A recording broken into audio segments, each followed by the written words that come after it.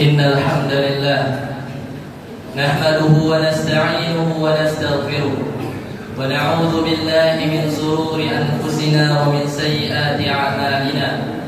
من يهده الله فلا مضل له ومن يضلل فلا هادي له. أشهد أن لا إله إلا الله وحده لا شريك له وأشهد أن محمدا عبده ورسوله لا نبي بعده. قال الله تعالى في القرآن الكريم: أعوذ بالله من الشيطان الرجيم.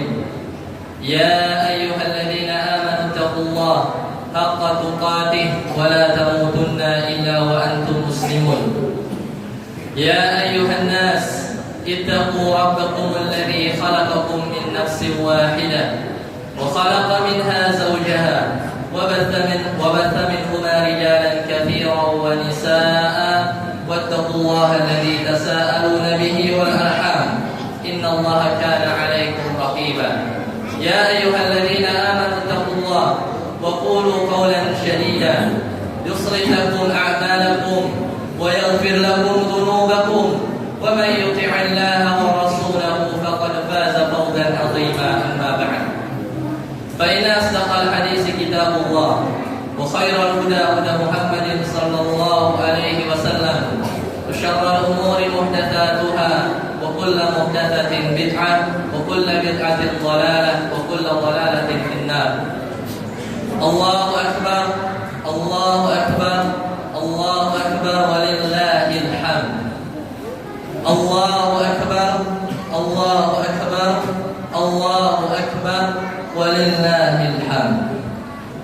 Ma'asyiral muslimin, hari ini adalah hari yang berbahagia. Seluruh kaum muslimin di penjuru dunia berlebaran, berhari raya dan bersukacita. Maka akan semakin menjadi indah tatkala kaum muslimin membukanya di pagi hari ini dengan bersujud kepada Allah Subhanahu wa taala. Hari ini adalah hari Aidul Adha, hari An-Nahar, hari menyembelih yang disebut oleh Allah Azza wa Jalla Al-Hajj Akbar, di mana saudara-saudara kita kemarin mereka sudah berwukuf, berwukuf di padang Arafah. Nabi Muhammad sallallahu alaihi wasallam bersabda, "Inna a'zamal ayyam indallah", sesungguhnya hari di antara hari-hari yang paling agung di sisi Allah Tabaraka wa Ta'ala, Yaumun Nahar, adalah hari Aidul Adha. Hari ini menjadi hari yang sangat agung. Hari ini hari yang sangat-sangat terkumpul banyaknya ibadah-ibadah yang agung. Di antara ibadah yang nanti akan kita lakukan yaitu kita bertaqarrub kepada Allah Subhanahu wa taala dengan menyembelih hewan kurban. Hari agung yang kita lalui di setiap tahun selalu mengingatkan kita berulang kali terhadap pengorbanan besar dua hamba Allah Subhanahu wa taala, yaitu hamba yang saleh yang sangat kita sering mempelajari, mentauladani dari kisah kedua orang ini, yaitu kisah Nabi Ibrahim dan anaknya yang mulia Nabi Ismail alaihi wassalam. Semoga Allah selalu memberikan salawat kepada mereka berdua. Tatkala Nabi Ibrahim alaihissalam yaitu mulai berdakwah, tegak mendakwahkan tauhid kepada kaumnya yang ketika itu seluruhnya melakukan kesyirikan, bahkan hanya dia seorang yang bertauhid, mengesahkan Allah semata. Maka ketika beliau hendak menyampaikan argumen dakwah tauhid agar para kaumnya tidak menyembah sesembahan mereka, akhirnya kaum Nabi Ibrahim hendak membakar Nabi Ibrahim di lautan api. Namun singkat cerita, api tersebut Allah jadikan dingin dan Nabi Ibrahim tidak merasa atau tidak terbakar dengan api tersebut. Sebagaimana Allah Ta'ala berfirman dalam surat As-Saffat, yaitu A'udzu billahi minasyaitonir rajim. Wa qala innani dzahibun ila rabbi sayahdin. Kata Nabi Ibrahim alaihissalam, sesungguhnya aku pergi menghadap Tuhanku dan Dia yang akan memberi petunjuk kepadaku. kata Nabi Ibrahim, tatkala mengalami kesedihan yang luar biasa di mana kaumnya menolak sehingga dia sendirian dan mendakwahkan tauhid, maka Nabi Ibrahim dengan tidak berputus asa terhadap rahmat Allah, Nabi Ibrahim berdoa, Rabbi habli minas salihin. Ya Rabbku, karuniakan aku anak yang soleh atau keturunan yang soleh. Maka Allah Subhanahu wa taala melanjutkan dalam ayat tersebut menjawab doa Nabi Ibrahim. Kata Allah Subhanahu wa taala, "Fabasyarnahu bighulamin halim." Maka kami kabarkan berita gembira dengan seorang anak yang amat sabar.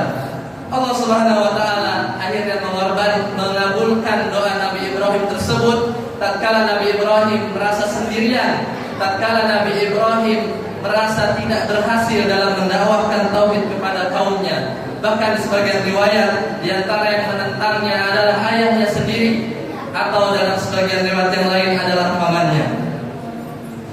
Namun kebahagiaan Nabi Ibrahim alaihissalam tidak berlangsung lama. Tatkala itu Nabi Ibrahim alaihissalam berumur sekitar 80 tahun. Dalam sebagian riwayat Nabi Ibrahim berumur 86 tahun baru dikaruniai anak. Bayangkan betapa sabarnya beliau selama 86 tahun di waktu umur yang tidak muda lagi. Nabi Ibrahim alaihissalam baru dikarunia seorang anak yang amat sabar. Kata Allah, "Fabasyarnahu bighulamin halim." Allah Subhanahu wa taala lagi-lagi ketika dihadapkan terhadap orang yang beriman, Allah senantiasa memuji kesabaran Nabi Ibrahim berlipat ganda. Tatkala anaknya Ibrahim alaihissalam yaitu Nabi Ismail mulai berangsur-angsur tumbuh hingga remaja atau pada umur yang kata Allah Subhanahu wa taala disampaikan dalam Al-Qur'an, ketika itu Nabi Ismail beranjak berumur pada umur di mana di umur tersebut seorang anak bisa membantu kedua orang tuanya, yaitu di umur-umur remaja. Bayangkan ketika Nabi Ibrahim melihat anaknya sudah tumbuh besar, kemudian sudah bisa membantu, betapa banyak kita senang ketika kita menyuruh anak kita sendiri, kemudian dia taat, dia bisa melakukan apa yang biasa dilakukan oleh ayahnya, atau dia menjadikan ayahnya sebagai role model. Betapa senangnya Nabi Ibrahim tatkala itu ketika kita bayangkan. Namun puncak kebahagiaan itu tidak berlangsung lama. Allah tidak mau Nabi Ibrahim alaihissalam menggeser rasa cintanya kepada Allah kepada anaknya tersebut. Maka Allah Ta'ala berfirman ketika itu dalam surat As-Saffat, lanjutan dari ayat yang tadi, Allah Ta'ala berfirman, "Falamma balagha ma'ahu sa'ya." Maka ketika Nabi Ismail beranjak dewasa dan tumbuh bersama Nabi Ibrahim dan sudah mencapai umur yang mampu membantu orang tua, maka kata Nabi Ibrahim alaihissalam, qala ya bunayya inni ara fil manam. Kata Nabi Ibrahim kepada anaknya, wahai anakku tersayang, inni ara fil manam, sesungguhnya aku sedang melihat satu mimpi, anni adbahuka fanzur mada ma tara, sesungguhnya aku akan menyembelihmu, fanzur maka pikirkanlah olehmu, mada tara, apa kira-kira pendapatmu. Maka Nabi Ismail dengan kesabaran yang sangat tinggi menjawab pertanyaan ayahnya tersebut yang diabadikan dalam ayat selanjutnya. Kata Nabi Ismail, qala ya abati, wahai ayahandaku, if'al ma tu'mar, kerjakanlah apa yang diperintahkan, satajiduni, kelak kau akan mendapatiku insyaallah minas sabirin, insyaallah sebagai orang-orang yang sabar. Saat itu kira-kira umur Nabi Ibrahim sekitar 100 tahun. Kurang lebih Nabi Ismail kurang 20 tahun. Dan bayangkan di umur tersebut, seperti di bulan-bulan ini banyak orang tua yang mungkin anaknya masuk SMA, masuk kuliah di perguruan tinggi terbaik, di umur-umur tersebut. Bagaimana bayangkan ketika anak tersebut mengalami kecelakaan yang tidak sengaja. Adapun Nabi Ibrahim, dia tahu dia akan melukai anaknya dan membawa mudarat kepada anaknya itu Nabi Ismail. Bayangkan betapa gundah gulananya Nabi Ibrahim ketika mendapatkan wahyu, yang wahyu tersebut adalah lewat mimpi. Masyarul muslimin, sidang salat Idul Adha yang berbahagia, perlu diketahui bahwasanya wahyu itu bertingkat-tingkat. Ada yang paling rendah dan ada yang paling tinggi. Dan yang paling rendah wahyu turun kepada Nabi atau kepada para Nabi adalah melalui mimpi. Kemudian wahyu selanjutnya adalah wahyu yang diantarkan oleh malaikat Jibril. Kemudian yang paling tinggi adalah melalui ilham dari Allah Subhanahu wa taala, sebagaimana Nabi Musa yang diajak berbicara oleh Allah ketika menerima wahyu. Bayangkan Nabi Ibrahim taat pada level wahyu yang paling rendah, dan Nabi Ibrahim tidak menunggu mimpi yang kedua, tidak menunggu mimpi yang ketiga, seolah ya Allah, apakah benar perintah ini yang kau tunjukkan atau perintahkan kepadaku pada mimpi yang pertama. Tapi kata Nabi Ibrahim, qala ya bunayya, wahai anakku, sesungguhnya ini ara fil manam, aku melihat, aku seolah-olah melihat, ya dalam mimpiku yang pertama kali aku akan menyembelihmu. Fanzur mada tara, maka bagaimana pendapatmu wahai Nabi Ismail alaihissalam? Ujian ini tentu lebih berat. Ujian ini sangat berat. Sebagaimana tadi khatib gambarkan, di umur yang sangat muda, kemudian di umur yang tua Nabi Ibrahim, di mana umur 100 tahun, tentunya dia membutuhkan bantuan seorang anak untuk melaksanakan pekerjaan-pekerjaannya, terutama pekerjaan dakwah kepada kaumnya. Dan Nabi Ismail adalah figur yang sangat dinanti-nanti oleh Nabi Ibrahim, yaitu seorang anak yang soleh. Dan Ibrahim, perhatikan, tatkala Nabi Ibrahim alaihissalam menyampaikan perintah ini kepada anaknya, Nabi Ibrahim menunjukkan dalam bentuk penawaran.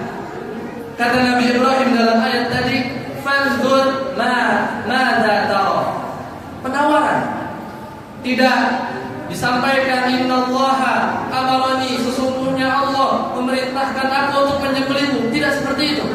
Tapi Nabi Ibrahim mengatakan fanzur mada tara. Wahai anak, apa pendapatmu? Bagaimana? Bapak diperintahkan untuk menyembelihmu. Maka lagi-lagi ternyata sang anak yang tidak kalah sabarnya dengan Nabi Ibrahim alaihissalam, beliau juga serta-merta menjawab dengan perkataan yang indah, ya abati, wahai ayahandaku, if'al ma tu'mar, kerjakanlah apa yang engkau diperintahkan atasnya. Satajiduni, kelak engkau akan mendapati aku, insyaallah minas sabirin, insyaallah sebagai orang-orang yang sabar. Allahu akbar, Allahu akbar, Allahu akbar, walillahil hamd. Sungguh menakjubkan iman sang ayah, dan sungguh menakjubkan kesabaran sang anak. Maka tidak heran Allah Subhanahu wa ta'ala memberikan predikat yang tinggi kepada Nabi Ibrahim alaihissalam dengan predikat Khalilur Rahman, yang mana predikat ini disanding juga oleh Nabi Muhammad SAW yang memiliki predikat Khalilur Rahman, yaitu kekasih Allah. Allah Ta'ala berfirman dalam surat An-Nisa, wattakhadallahu Ibrahim khalila, dan Allah telah menjadikan Nabi Ibrahim alaihissalam khalil. Ini lebih tinggi daripada cinta atau mahabbah, yaitu kekasih Allah Subhanahu wa ta'ala. Dan ini adalah predikat yang tidak dimiliki oleh para nabi yang lain kecuali Nabi Ibrahim alaihissalam dan Nabi Muhammad sallallahu alaihi wasallam. Masyarul muslimin, sidang salat Idul Adha yang berbahagia. Bagaimana proses penyembelihan Nabi Ismail? Maka Allah berfirman dalam ayat selanjutnya, Allah berkata, falamma aslama wa tallahu ketika keduanya aslama, ketika Nabi Ibrahim juga menerima ridho, kemudian Nabi Ismail juga ridho, wa tallahu lil jabin, kemudian Nabi Ibrahim membaringkan Nabi Ismail di atas pelipisnya, dengan harapan Nabi Ibrahim tidak mau melihat wajah Nabi Ismail alaihissalam. Karena seandainya Nabi Ibrahim alaihissalam membaringkan Nabi Ismail di mana mukanya terlihat oleh beliau, maka ini ujian tersendiri.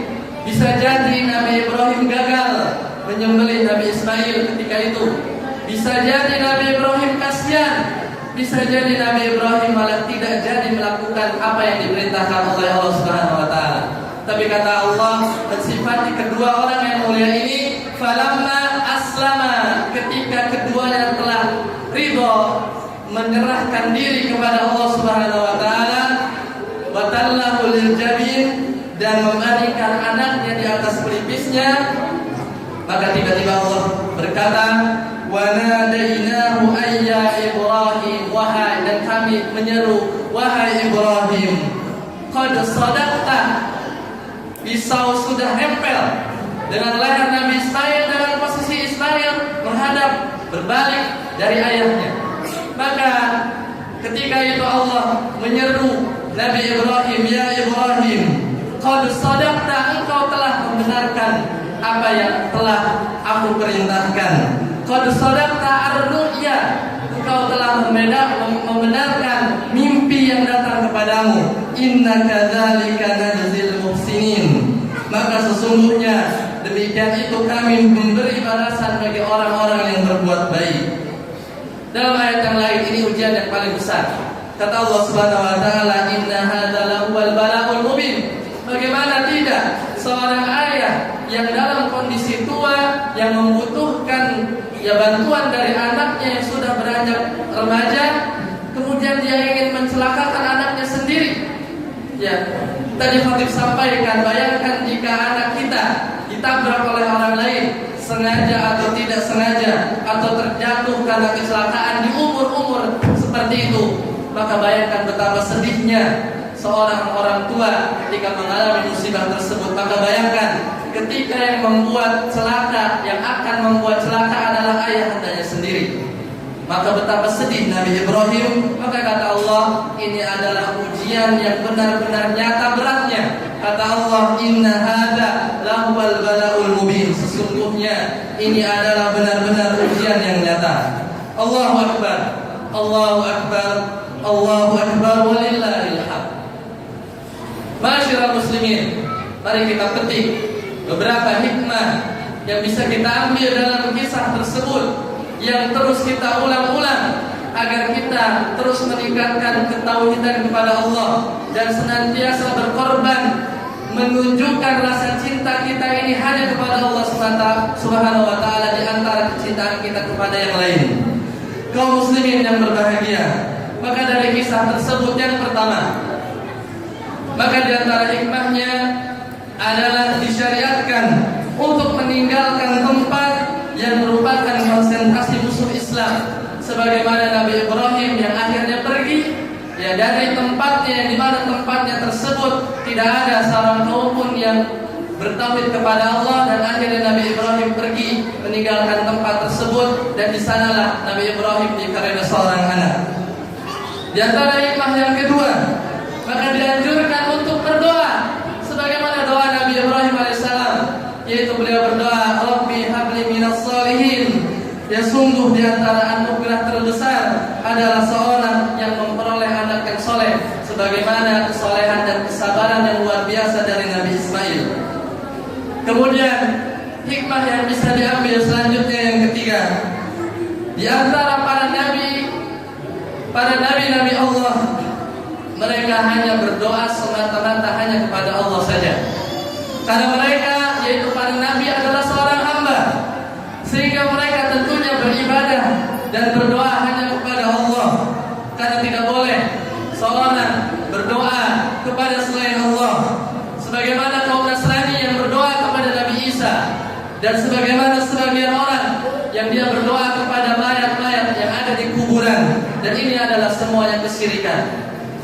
Di antara hikmah selanjutnya yang keempat dari kisah tersebut adalah disyariatkan untuk bermusyawarah dalam menentukan satu perkara yang besar, apalagi musyawarah tersebut terjadi antara seorang ayah dan seorang anak.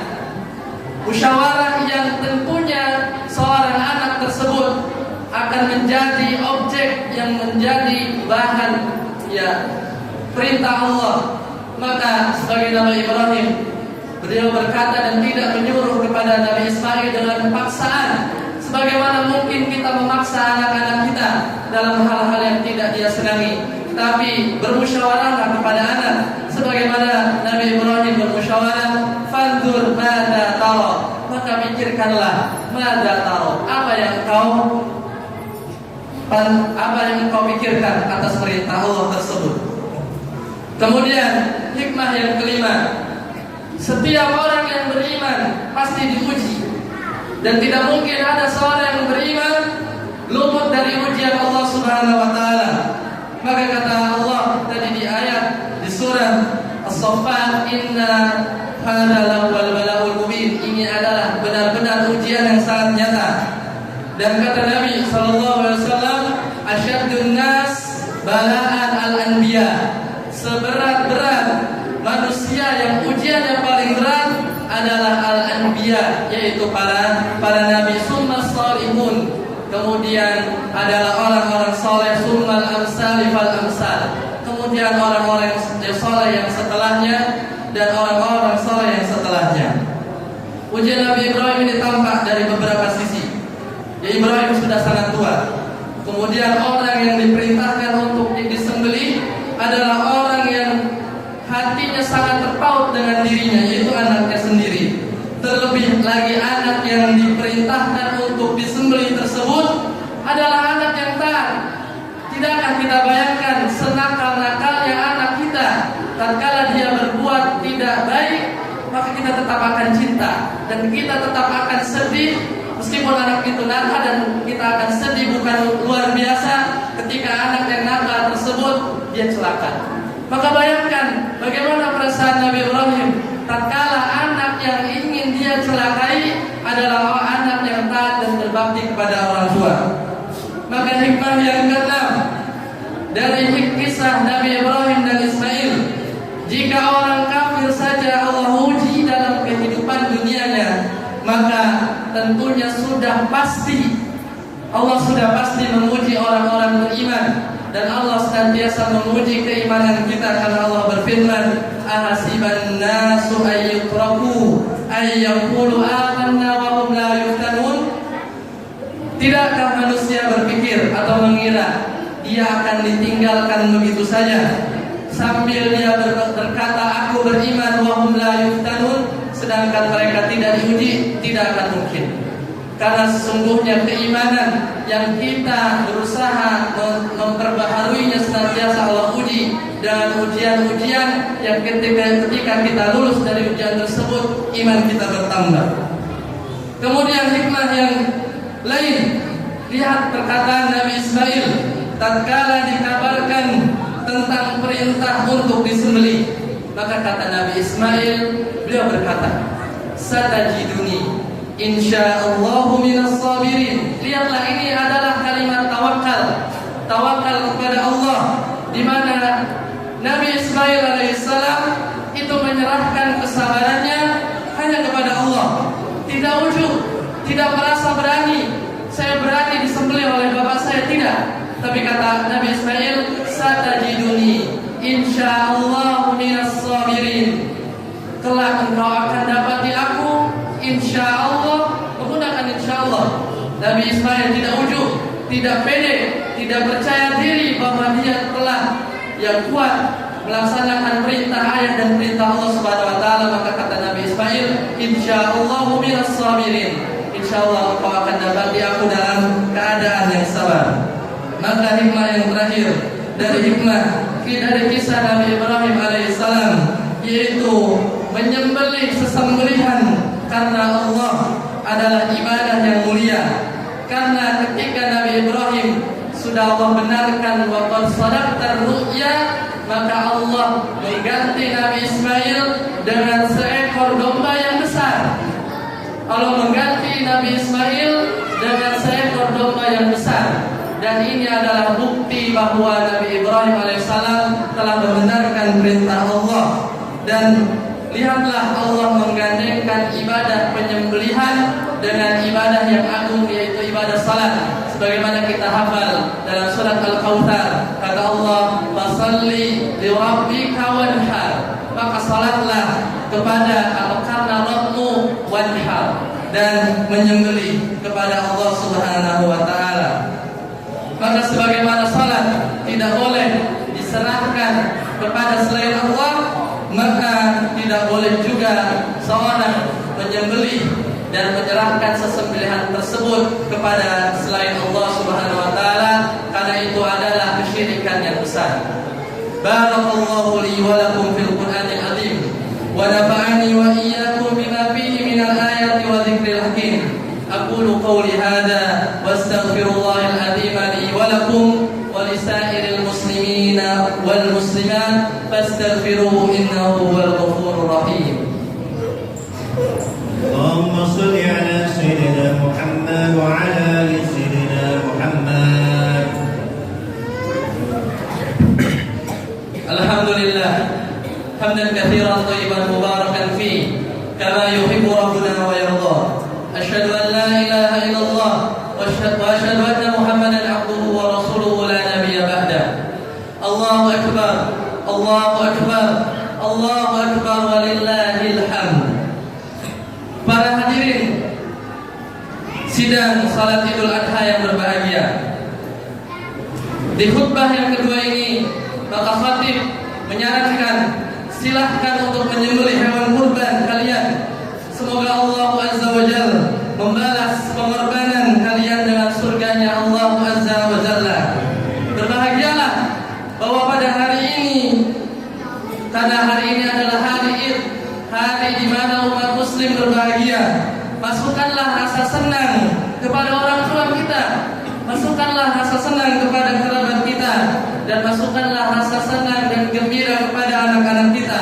Berilah hadiah kepada mereka agar mereka tahu bahwasanya hari ini berbeda dengan hari yang lain.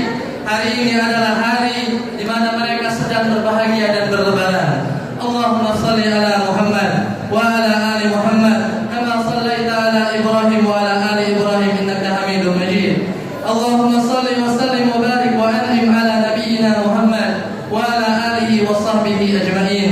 Warda Allahumma anil khulafa'ir rasyidin Abi Bakr wa Umar wa Uthman wa Ali wa anna ma'ahum bi rahmatika wa wujudika wa karamika ya akramal akramin.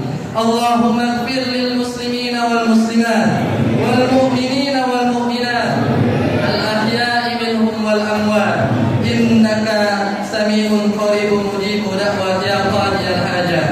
Ya Allah, ampunilah kaum mukminin dan mukminat, kaum muslimin dan muslimat yang masih hidup maupun yang telah tiada. Ya Allah, ampunilah kedua orang tua kami yang telah bersusah payah merawat kami. Ya Allah, ampunilah ibu kami yang telah bersusah payah mengandung kami selama 9 bulan, yang telah bersusah payah bertarung melawan kematian tatkala melahirkan kami. Ya Allah, yang menahan tidur dengan berlinang air mata. Ya Allah, tatkala kami sedang sakit, yang bergadang demi menidurkan kami tatkala kecil. Ya Allah, ampunilah dosa ayah kami yang telah bekerja keras, berpanas-panas di bawah terik matahari. Ya Allah, membanting tulang siang dan malam, semuanya demi membiayai kehidupan kami. Ya Allah, ampuni dosa-dosa kami yang tidak mampu dan kurang berbakti kepada kedua orang tua, yang belum bisa membahagiakan mereka sebagaimana mestinya, yang terkadang masih pelit dan terkadang masih perhitungan kepada mereka. Ya Allah, tolonglah saudara-saudara kami di Palestina, tolonglah saudara-saudara kami di Suriah dan di mana saudara kami yang tertimpa musibah. Tolong mereka yang hidup dalam penderitaan, tolonglah mereka yang merayakan hari Lebaran dengan aliran air mata dan bunyi letupan senjata dan ledakan. Tolonglah mereka yang berhari raya dengan rasa lapar dan rasa ketakutan. Ya Allah, angkatlah penderitaan mereka, sabarkan mereka ya Allah, kuatkan hati mereka. Allahumma la tada' lana fi maqamina hadha dhanban illa ghafarta. Ya Allah, jangan Engkau biarkan di tempat kami ini ada satu dosa pun yang kecuali Engkau maafkan. Wala maridan illa syafaita. Ya Allah, tidak ada seorang pun di tempat ini yang sedang sakit kecuali Engkau sembuhkan. Wala hamman illa farajta. Tidak ada kesedihan kecuali Engkau lapangkan. Wala dainan illa qadaita. Tidak ada hutang kecuali Engkau lunaskan. Wala hajatan min hawaijid dunya hiya laka ridha wa lana fiha salahu illa antana 'alaiha wa yassartaha lana. Rabbana atina fid dunya hasanah wa fil akhirati hasanah wa qina adzabannar. Wa akhiru da'wana alhamdulillahi rabbil alamin. Wassalamualaikum warahmatullahi